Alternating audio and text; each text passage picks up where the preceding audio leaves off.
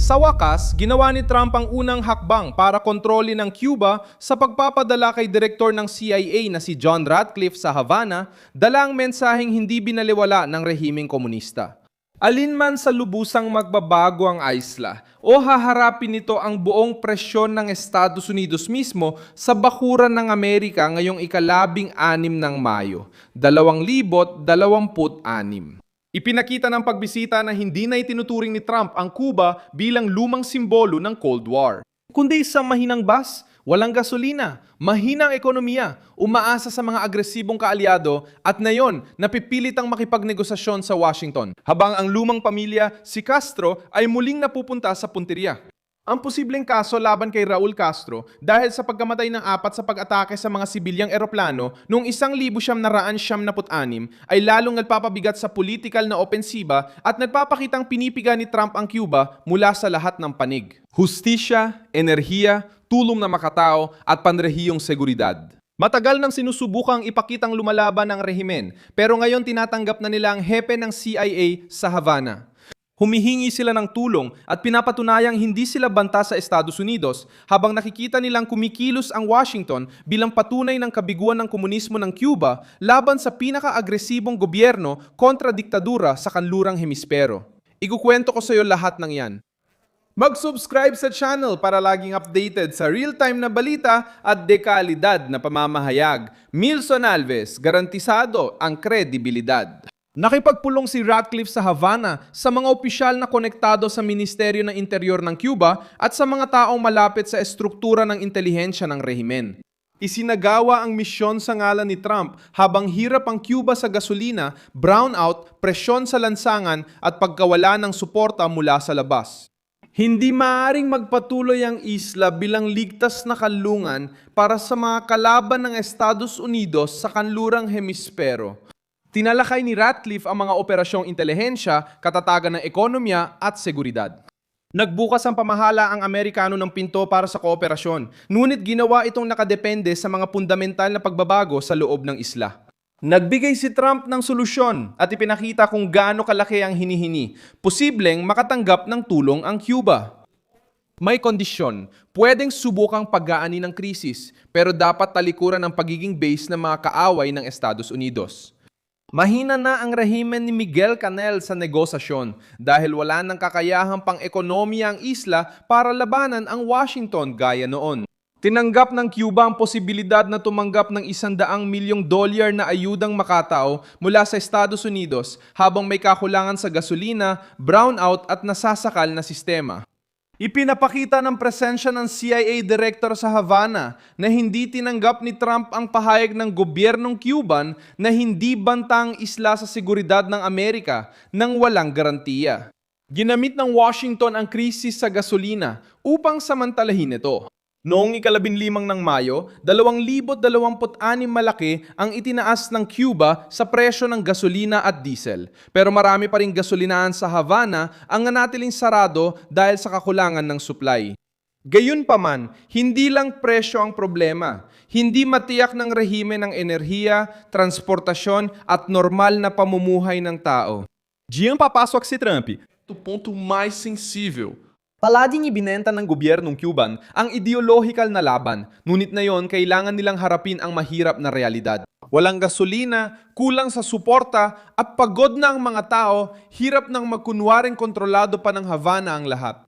Ang pressure ng Amerika laban sa pagpapadala ng langis at ang diplomatikong opensiba ng Washington ay nagtulak sa rehimen sa isang depensibong posisyon. Ang ikalawang dagok ay mula sa hustisya. Inihahanda ng gobyernong Trump mga paratang. Mga kasong kriminal laban kay Raul Castro dahil sa pagpapabagsak ng mga eroplano ng Brothers to the Rescue. Idineklara noong Mayo 24, 1,970, 6 sa pakikipag-ugnayan sa Republika. Pinabagsak ng mga eroplanong pandigma ng Cuba ang 2 sibilyang eroplano na pinatatakbo ng mga eksiladong Kubano sa insidenteng yon na naging halos psikolohikal na issue sa Estados Unidos. Tinukoy ng International Civil Aviation Organization na ang mga eroplano ay nasa internasyonal na tubig habang sinabi ng gobyerno ng presidente na may paglabag sa airspace. Ang opensiba ay nakatutok kay Raul Castro na noon ay ministro ng depensa at simbolo ng lumang revolusyonaryong kapangyarihan. Binabago ng puntong ito ang bigat ng krisis. Hindi lang pinipilit ni Trump ang Cuba dahil sa kakulangan ng demokrasya, enerhiya o alyansa sa China at Russia. Dinala niya ang pamilya Castro sa gitna ng kasong kriminal.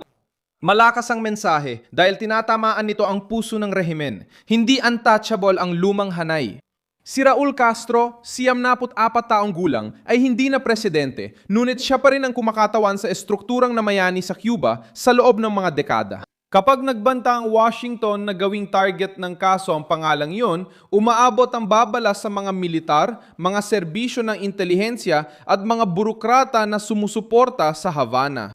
May malinaw ding pampulitikang pagbasa ang plano sa loob ng Estados Unidos. Miami, ang mga Cubanong exile at ang bas ng mga anti-komunista.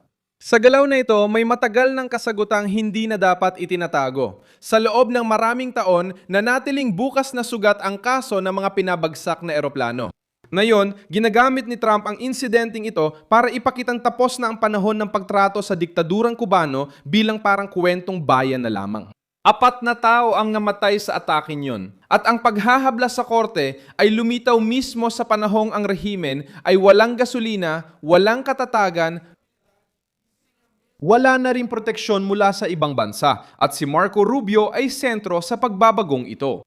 Bilang kalihim ng Estado at anak ng Cuban-American community, sinabi ni Marco Rubio na magbabago lang ang ekonomiya ng Cuba kapag nagbago rin ang sistema ng pamahalaan. Buod ng estratehiya nila, walang silbi ang pagpadala ng pera, pagtanggal ng parusa at pagpapanatili ng parehong estrukturang komunistang kumukontrol sa lahat. Para kay Trump, hindi dapat maging pampulitikang oksiheno para sa diktadura ang makataong tulong. Kailangan niya ito at ginagamit bilang pressure para makuha ang tunay na konsesyon. Ipinapakita ng mga kilos sa Havana na sinusubukan pa rin ni Trump palakasin ang pagkubkob sa riyon. Ang lohika ay alisin sa Cuba ang papel bilang likurang base para sa mga kalaban ng Estados Unidos. Pahinaan ang pagdepende ng isla sa mga katuwang tulad ng China at Rusya. At pilitin ang rehimen na mamili sa pagitan ng matinding pagkakabukod o pagbubukas sa ilalim ng mga kondisyon ng Amerika. Ito ay kontrol sa pamamagitan ng enerhiya, tulong, hustisya, intelihensya at negosasyon.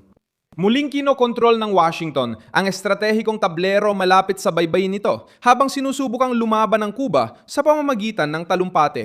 Kinondena ni Bruno Rodriguez, kalihim ng ugnayang panlabas, ang pressure ng Amerika at inakusahan ang Washington ng pagsunod sa mapanganib na landas. Ngunit ang reaksyon ng Cuba ay hindi na galing sa komportableng posisyon.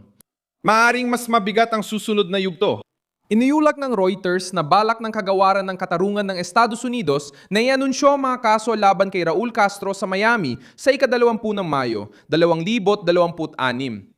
Kung umusad ito, haharapin ng Havana ang krisis sa loob, presyur sa ekonomiya, makataong presyon, bisita ng CIA at direktang atake sa simbolo ng pamilya Castro.